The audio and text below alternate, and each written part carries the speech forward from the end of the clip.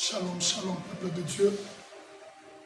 Je suis venu t'exhorter pendant quelques minutes afin que le Seigneur te fasse du bien. Nous sommes dans le livre de Lamentations, chapitre 3, le verset 37. La Bible déclare: qui dirait qu'une chose arrive sans que le Seigneur l'ait ordonné?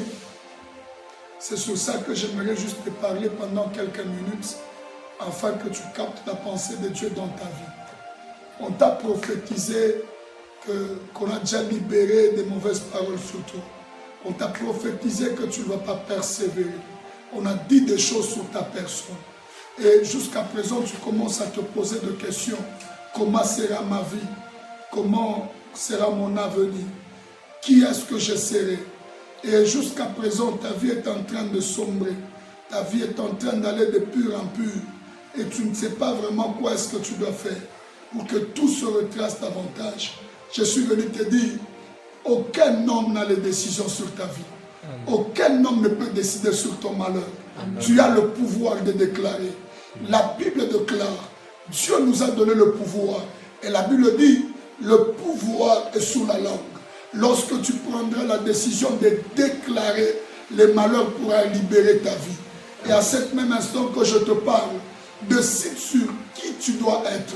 Prends la décision. J'aimerais te donner un verset, un seul verset que j'aimerais ajouter.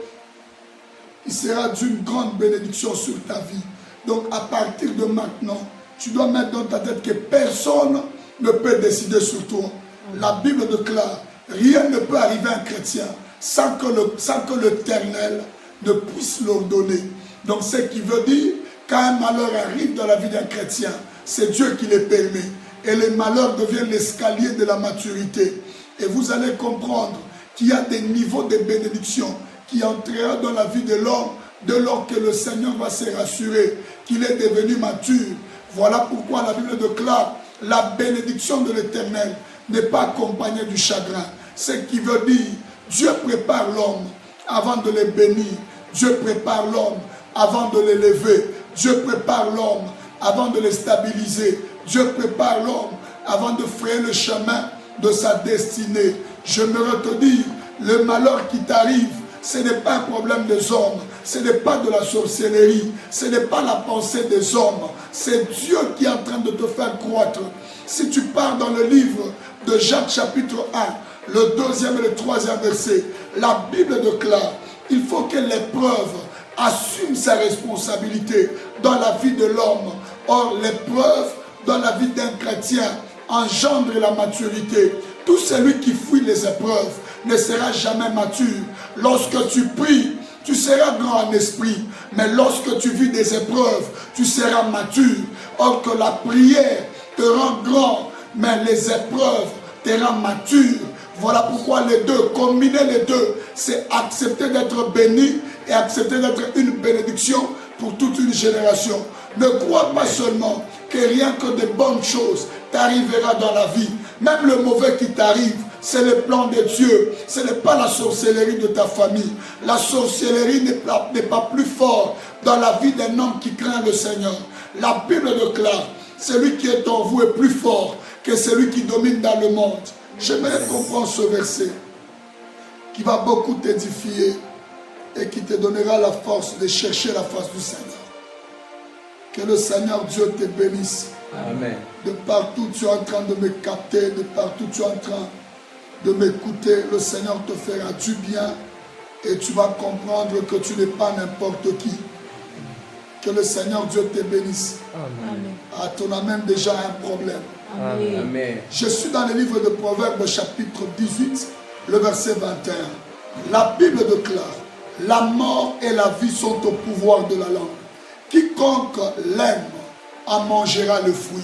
Ça veut justement dire, Dieu t'a donné l'autorité, Dieu t'a donné la permission de vivre ce que toi tu veux. Donc, la vie que tu as, c'est une décision que tu as prise. Si tu prends la résolution de te lever et de déclarer, il y a des choses qui vont te libérer. La Bible déclare, la vie et la mort sont au pouvoir de la langue.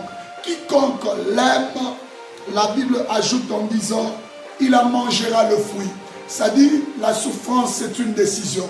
Le malheur, c'est une décision. L'abondance, c'est une décision. Il y a des gens jusqu'à présent, il est en train de souffrir parce qu'il n'a pas encore découvert les capacités. Il n'a pas encore découvert le potentiel que Dieu a mis en lui. Il est difficile d'exploiter une chose au-dedans de toi si tu ne fais pas la connaissance de la chose. Donc exploiter une chose, c'est le connaître en toi. Le reconnaître en toi te donne la capacité de l'exploiter et de l'agrandir davantage. À cet instant que je te parle, je me te dis, rien n'a la capacité d'arriver dans la vie d'un homme sans que Dieu ne soit à l'auteur de ce qui t'arrive. Le malheur sur quoi tu passes, l'abondance sur quoi tu passes, c'était la décision de Dieu. Mais si tu es dans le malheur, tu veux quitter dans les malheurs, j'aimerais te donner un secret. La Bible déclare, Dieu t'a donné le pouvoir sur ta langue. Déclare pour que le malheur prenne fin. Déclare pour que certaines angoisses libèrent ta vie. Déclare pour que la sécheresse quitte ta vie. Ce soir ou à cet instant que tu vas me capter, je ne sais pas, pendant la journée, j'aimerais te dire, déclare sur ta vie. Prends la décision de dire, le malheur n'est pas ma destinée. La souffrance n'est pas ma destinée. Je ne suis pas appelé à souffrir. Je ne suis pas appelé à reculer. Je suis appelé à avancer. Je suis appelé à réaliser de grandes choses. Ceux-là qui ont des entreprises, ils n'ont rien de spécial. Ils ont la même chair comme toi. Ils ont le même cerveau que toi. Ils ont la même réflexion que toi. Ils ont les deux yeux comme toi. Donc tu peux décider d'être entrepreneur. Tu peux décider d'être un ingénieur. Tu peux décider d'être un homme d'affaires. Tu peux décider de produire quelque chose qui fera ta spécialité. Mais c'est ta décision. Parce que Dieu t'a donné la décision.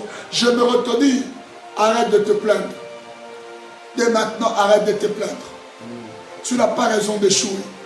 Tu n'as pas raison non plus de te lamenter.